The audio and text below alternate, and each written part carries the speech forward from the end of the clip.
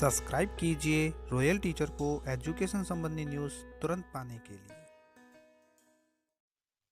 जी हाँ साथियों, इस वक्त की बड़ी खबर की बात करें शिक्षा और शिक्षा विभाग से जुड़ी, तो हर खबर के लिए आपको रॉयल टीचर यूट्यूब चैनल और व्हाट्सएप चैनल के जरिए खबर पल पल की खबर और लेटेस्ट अपडेट दे दी जाती है। लेटेस्ट अपडेट एक बार फिर से आपके सामने लेकर आए हैं ओआरएफ कार्यक्रम के संबंध में। ओआरएफ कार्यक्रम ओरल रीडिंग फ्लुएंसी जो कार्यक्रम चल रहा है एमएसआरसी के अंतर्गत, जिसमें मौखिक धारा प्रवाह पठन का कार्यक्रम राजस्थान के सभी विद्यालयों में जारी है। इसके लिए नई समय सारणी भी जारी की गई थी, जिसमें प्रथम 2 कालांश है वो रीडिंग के लिए निर्धारित किए गए थे। इस कार्यक्रम के अंतर्गत अब जो ओआरएफ कार्यक्रम चल रहा है उसमें समय सारणी में बदलाव किया गया है। ये समय सारणी में जो बदलाव किया गया है अर्धवार्षिक परीक्षा के मद्देनजर रखते हुए इसमें किया गया बदलाव है। और इसके साथ साथ ही आप सभी जानते हैं इस कार्यक्रम में प्रखर राजस्थान भी 2.0 कार्यक्रम चल रहा है, तो इसके जो 12 सप्ताह की जो समय सारणी निर्धारित की गई थी उसमें भी बदलाव किया गया है। प्रखर राजस्थान 2.0 की जो समय सारणी थी उसमें बदलाव भी अर्धवार्षिक परीक्षाओं के मद्देनजर रखते हुए किया गया है।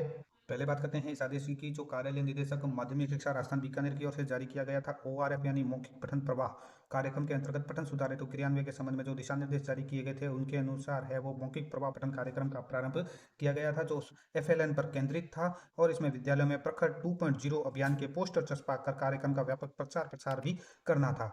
ओआरएफ के परिणामों के आधार पर विद्यार्थियों के समूहों का भी निर्धारण किया गया था। C1 से C4 तक समूह में विभाजित विद्यार्थियों को किया गया था, उसके अनुसार बैठने की व्यवस्था भी की गई थी। तो शिक्षकों के दायित्व भी निर्धारित किए गए थे और अभिभावकों की सहभागिता भी बढ़ाई गई थी।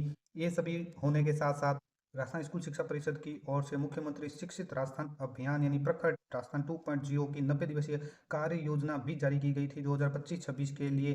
तो ये जो 90 दिवसीय कार्य योजना थी वो 5 सितंबर 2025 से शुरू हुई थी और प्रखर 2.0 के नाम से शुरू हुई ये योजना 5 दिसंबर 2025 तक चलनी थी। लेकिन इसमें मूलभूत परिवर्तन किया गया है, यानी इसकी जो समय सारणी है उसमें बदलाव कर दिया गया है। इसकी समय सारणी जो आप सभी के साथ साझा पहले की गई थी उसमें कुछ बदलाव इस प्रकार किया गया है जो आप सभी के सामने अभी हम बताएंगे कि इस अभियान का जो शुभारंभ हुआ था 5 सितंबर 2025 को हुआ था। उसके साथ साथ पीओ यूसीओ सीबीओ का जो अमुखीकरण 1 सितंबर 2025 को, क्लस्टर स्तरीय शिक्षकों का अमुखीकरण 2 3 सितंबर 2025 और विद्यालय स्तर पर मेगा पीटीएम 8 सितंबर, राष्ट्रीय एकता दिवस 31 अक्टूबर। और इसके साथ साथ पठन कौशल की गतिविधियों का जो क्रियान्वयन था 5 सितंबर से 5 दिसंबर, बाल अधिकार दिवस, कहानी मेला, शिक्षक और समुदाय द्वारा विद्यार्थियों के कहानी सुनाना तो ये 20 नवंबर, और निपुण मेला परिषद द्वारा जारी दिशा निर्देश दिनांक के अनुसार गतिविधियों का आयोजन करना 5 दिसंबर 2025 तक निर्धारित था। तो ये 90 दिवसीय पूरी कार्य योजना थी, उसमें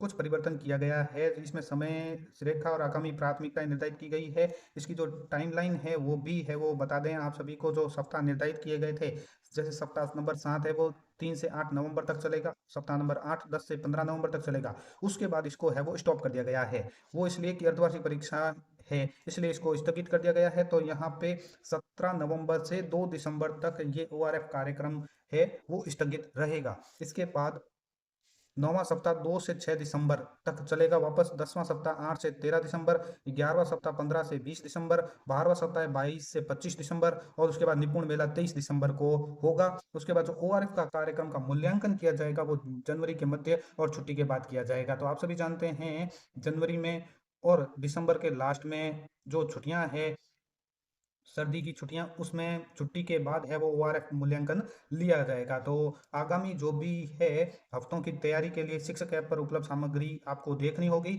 साप्ताहिक पाठ योजना वहीं साझा की जाएगी और नियमित रूप से आप देखते रहें। ओआरएफ मूल्यांकन के लिए विद्यार्थियों को तैयार करें जो जनवरी मध्य में छुट्टियों के बाद आयोजित होगा। तो इसके लिए विद्यार्थियों को पहले से आप बताकर रखें ओआरएफ कार्यक्रम आयोजित किया जाएगा और विशेष ध्यान C1 से C2 विद्यार्थियों पर दें ताकि उनके पठन परिणामों में सुधार हो सके।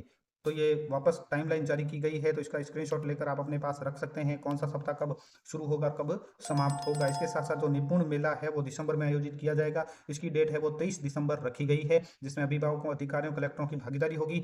यह प्रमुख कार्यक्रम विद्यार्थियों में पठन एवं आधारभूत कौशलों को प्रोत्साहित करने के लिए आयोजित किया जा रहा है और इसमें विद्यार्थियों की 100% उपस्थिति और पूरी तैयारी आपको सुनिश्चित करनी है।